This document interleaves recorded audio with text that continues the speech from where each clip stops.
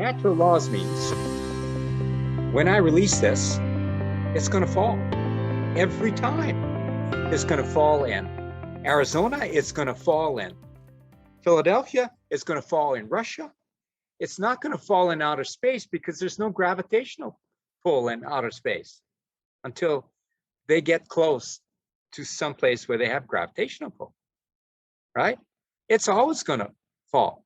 It's because gravity is a natural law. It's true today, it was true yesterday, it'll always be true in the future. Natural laws are all discovered, they're not created, which means at any one time, in any space, all the natural laws already exist. Next thing, when we move and change our time in life, like time in the project, time in our life, time in school, we always have past conditions and now current conditions. And if we look at it carefully, understanding natural laws govern the change in the conditions. It now identifies who somebody is, right? Because who they are today, we look in the past, we can see where they came from. We can see how they're changing, which means if somebody's really halfway decent at this, they can now do what about the future? They can predict how people act in the future. Okay, so past, present, and future, right?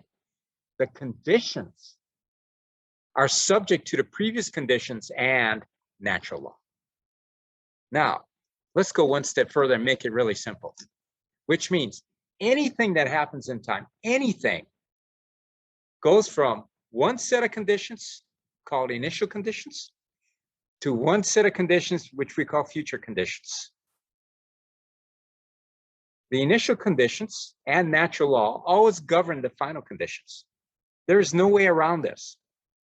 It is easier to wait until we're into the future conditions and look backwards to see how the conditions changed. It's way easier than trying to predict the future conditions because now we have to understand the conditions that we're sitting in and the natural laws. Very simple concept. If this is true,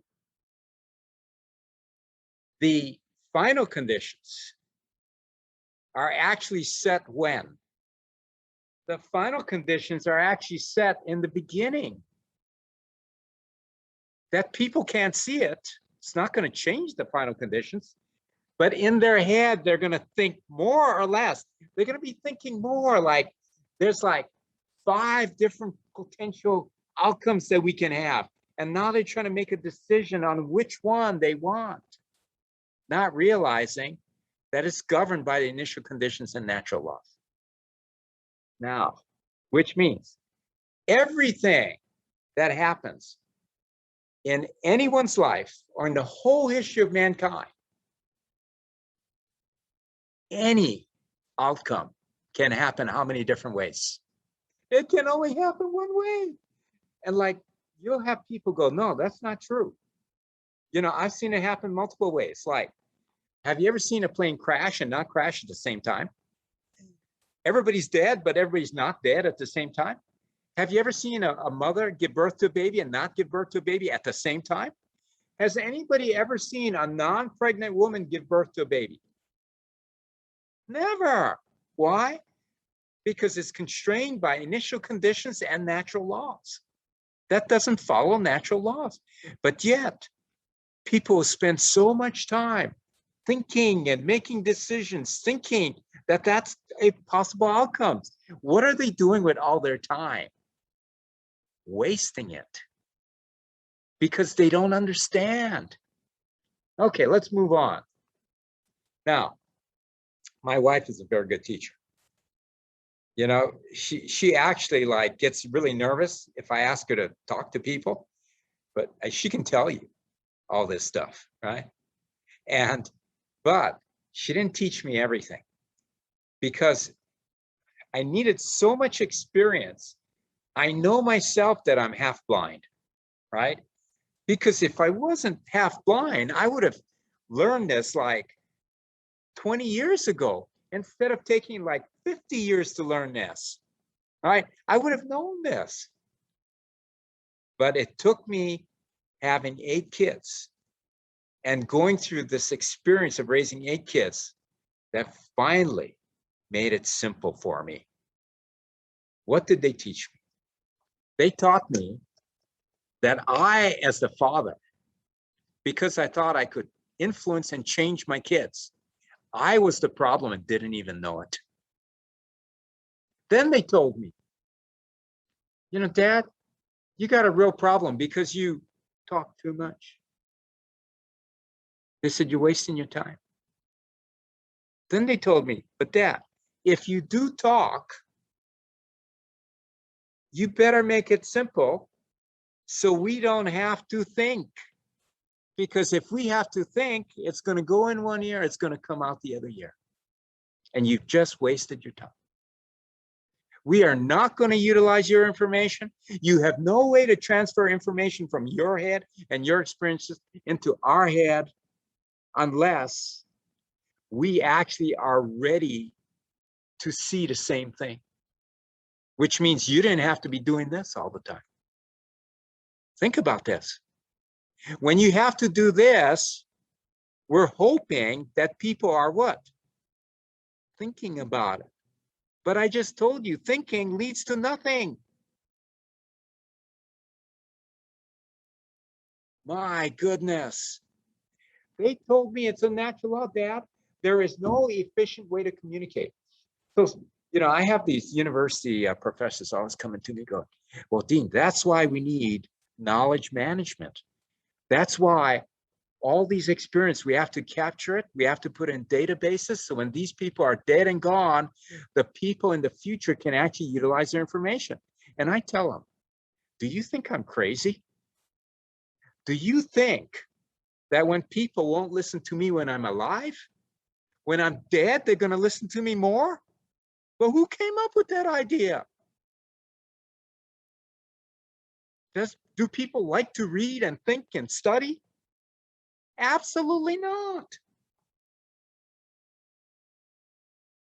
I mean, where do people come up with these ideas? And then they proliferate these ideas by teaching it to the next generation. Like, wow. And I can tell you that all my kids and their spouses are better parents than I was. And their lives are much more simple.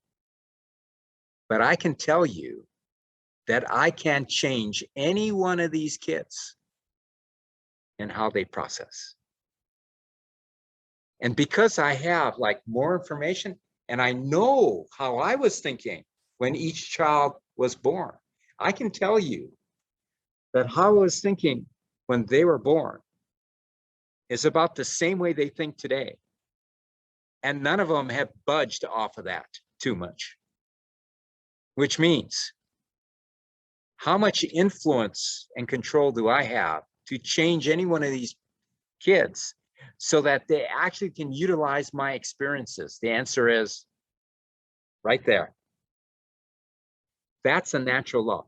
And then people go, well, Dr. Dean, why are you talking about your family? What does this have to do with our job? Oh my goodness. These kids and their families have now turned into an ecosystem. This ecosystem has natural laws.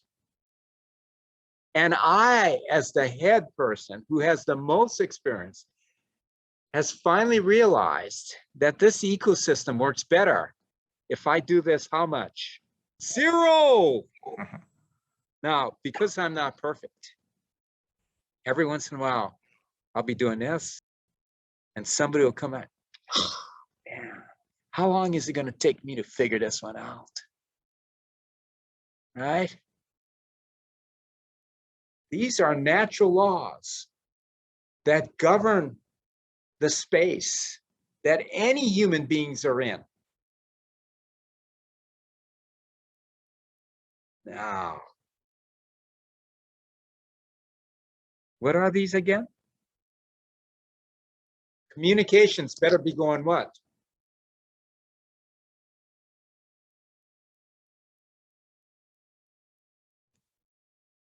Emails. Number of people. Collaboration. And what's the key here? And we wouldn't have been so brave to make this so simple if it wasn't for automation. Because you can just look around you, and I don't care what people's biases are now. All they have to do is look at what's going on in their environment, and they'll see it. If you enjoyed this video, make sure to hit the thumbs up button and subscribe to our channel for more content. If you have any questions about the best value approach or for Dr. Dean, leave them in the comment section below and we'll get to them in a later video. Thanks, we'll see you next time.